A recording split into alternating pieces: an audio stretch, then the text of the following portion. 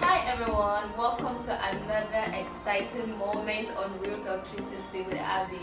Today we have a juicy topic for you which says should instrumentalists be paid as church workers? So please send in your questions and your contributions to the comment section, and you can also reach out to us via our social media handle on Facebook at Realtalk360 and also on our WhatsApp number. So please stay tuned and I will be right back.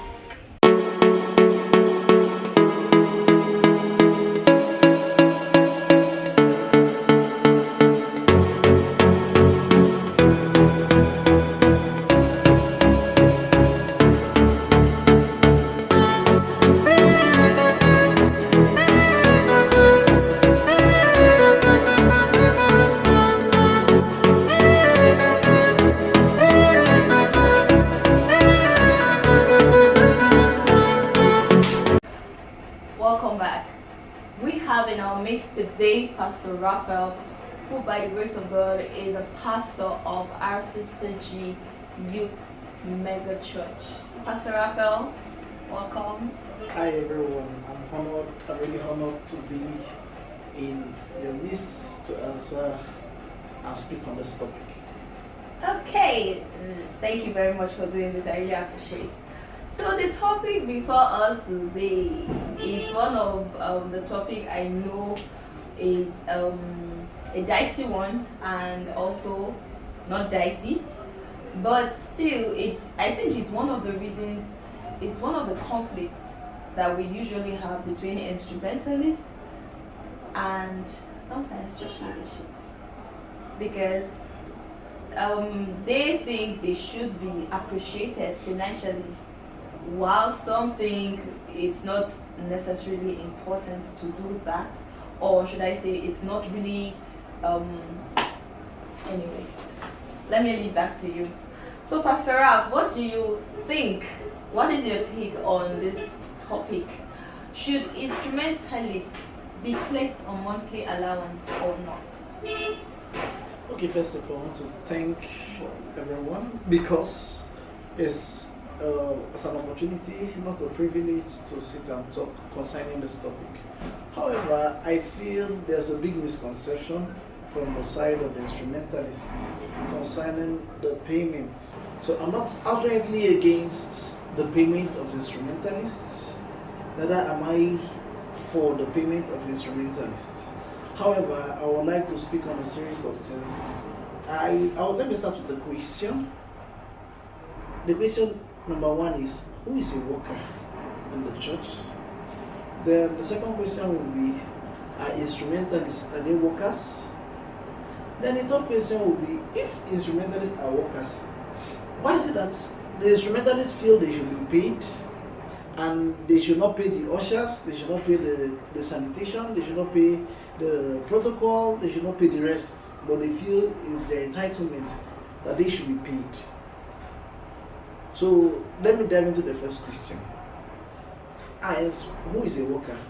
A worker is one who voluntarily, the person voluntarily agreed to work for God. For God, please take note of that. He agreed to work for God in a particular department, in a particular capacity, in either in the media, in the sanitation, in the choir, or in whatever. Now, the person voluntarily, it was not a signed agreement, there was no fixed money, there was nothing attached to it. So if the work is voluntary, let's take note of the word voluntary. If the work is voluntary, should the person be paid?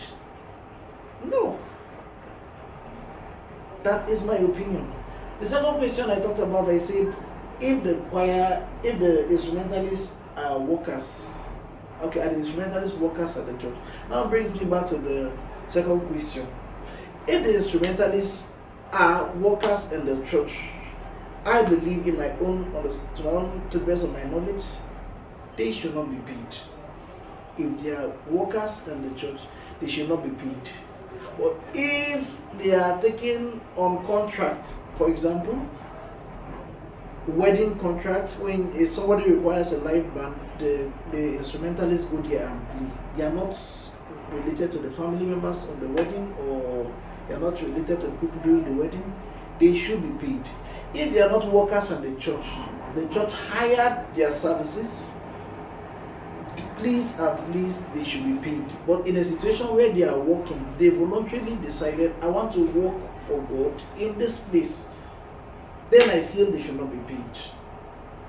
Now brings me to the third question, where I said, what makes instrumentalists, so if they are workers, what makes them so special that they should be paid and the rest should not be paid? I think I've already answered part of that in the last question. Workers are you volunteer to work. Why coming back to say they must pay you? However, if it's a hired service, please pay. And if it is not, it's voluntary. They shouldn't be paid. So now, from what you just said, you're saying they shouldn't be paid if they volunteered to serve in a particular in the choir, Yes. or as an instrumentalist. So what if probably when they joined, they had multiple sources of income, you get, that they support themselves, and now there are some congregations that some churches that want the instrumentalist to be full-time instrumentalist, and yet still attach it to them being church workers. So in that situation, how do you think the instrumentalist, should the instrumentalist ask the church to pay them? If you're asking them for them to be a full-time instrumentalist, they have to be in all the midweek service. Even though you're actually voluntarily doing this, you have to be, if you really want to be effective, you're effectively voluntarily, you have to be in all these whole services. But now in cases whereby it is let's say the church leaders that said you have to be in church for every activities, and sometimes these activities clash with your own personal job, let's say for instance, and now the church is now demanding you to be a full-time instrumentalist, should they be paid? Okay.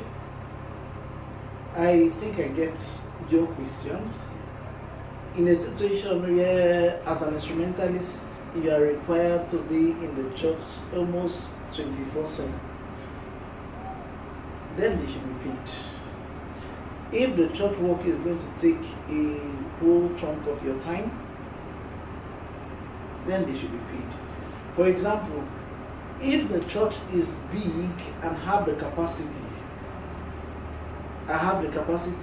then they must employ some certain stable people who will work in the church office, and those ones will be paid as per work. I don't know if you get me. They will be paid as per work. For example, the media, the part of the choir, that okay, I will need them virtually every day. I can't ask somebody who is working somewhere else to come and do 7 days all night for me. Every night he should be in church, and I expect him to be effective where he is working. It's not done. There are key people the church should retain. In such instance, there are key people the church should retain. Few of the choir members who will hold the service, few of the media guys, and they should be placed on salary. Those ones should be placed on salary. If the church is going to take a chunk of your time, please, they should be placed on salary. But in the event where it's voluntary, is basically up to the instrumentalist to be there or not to be there. They should not be paid. Okay, thank you very much for that clarity. One more question. I think personally I have a personal issue with people who invite instrumentalists to their church. to play for them, and then after playing, they tell you, okay, maybe before they come, they tell you, okay, this is the amount I charge to play, and then you know these guys are not your church members.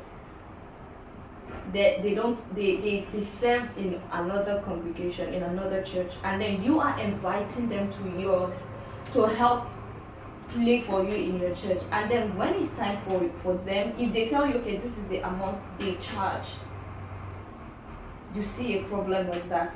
As a pastor now, if you're inviting a drummer, an instrumentalist, let's say for instance, to your church for a program, do you think it's inappropriate for you to pay them?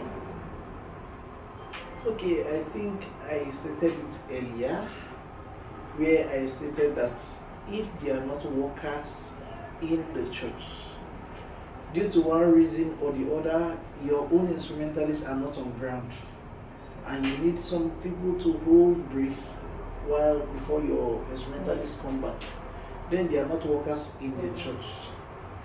You went to meet them is as good as going to meet some guys on the street and say, I have a function or a wedding or a birthday and I need you guys to come and play in that event. The pastor comes and tells you, once you're not a member of the church, it's not appropriate. Please speak price. Speak price. Except in the event you feel, I want to do it for God. Okay. And whatever is being given to me, I will take it. And in that event, you choose to go that way.